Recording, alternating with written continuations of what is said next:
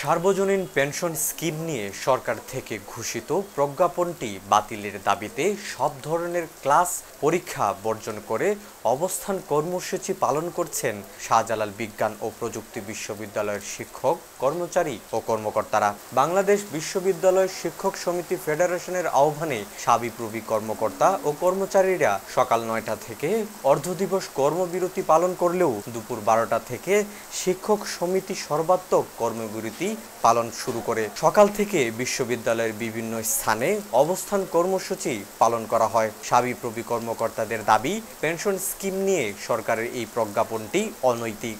ঘোষিত প্রজ্ঞাপনটি যদি প্রত্যাহার না করা হয় তাহলে আন্দোলন আরও কঠিন হবে। আমরা যতদিন পর্যন্ত এই দাবি আমাদের যে দাবি মানা না হবে ততদিন পর্যন্ত আমাদের আন্দোলন অব্যাহত থাকবে। কারণ এটার সাথে আমাদের রুটি রুজির সম্পর্ক। এটা আমরা 20 থেকে 25 বছর, কেউ 30 বছর, কেউ 28 বছর চাকরি করেছি। এখন শেষ মুহূর্তে এর আগে 2015 সালে পেনশন নীতিমালায় আমাদের অর্ধেক পেনশন কেটে নিয়েছে। এটা যেমন ছিল বৈষম্যমূলক, এখন হচ্ছে চূড়ান্ত বৈষম্যমূলক। এটা আমরা কোনোভাবে মেনে নিতে পারি না, মেনে নিব না, মানবও না।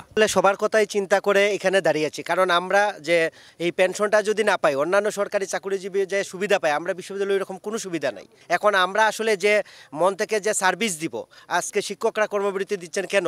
এই শিক্ষক, কর্মকর্তা, সবাই এই শিক্ষার্থীদের জন্যই। আমরা শিক্ষার্থীদের কথা চিন্তা করেই অর্ধ দিবস দিয়েছি। আজকে অফিস করার কথা, আজকে আমাদের অফিস ডে, কিন্তু আজকে অফিস ডে থেকে আমরা বাইরে এসে কেন আন্দোলন করছি? আমরা মনে করছি যে এটা আমাদের মান সম্মানের সাথে জড়িত। আমরা আগে পেনশনে গেলে আমরা গ্র্যাচুইটি পেতাম, আমরা আনুতিক পেতাম, আমরা এই উৎসব ভাতা পেতাম। সবচেয়ে আশ্চর্য, আমরা অর্জিত ছুটির একটা টাকা পেতাম, উৎসব ভাতা পেতাম, সরকার বৈশাখী ভাতা প্রদান শুরু করেছে। আমরা বৈশাখী সকল ভাতা থেকে আমরা বঞ্চিত হচ্ছে। একই দাবিতে কর্মবিরতি করছেন সিলেট কৃষি বিশ্ববিদ্যালয়ের শিক্ষক ও কর্মকর্তারা।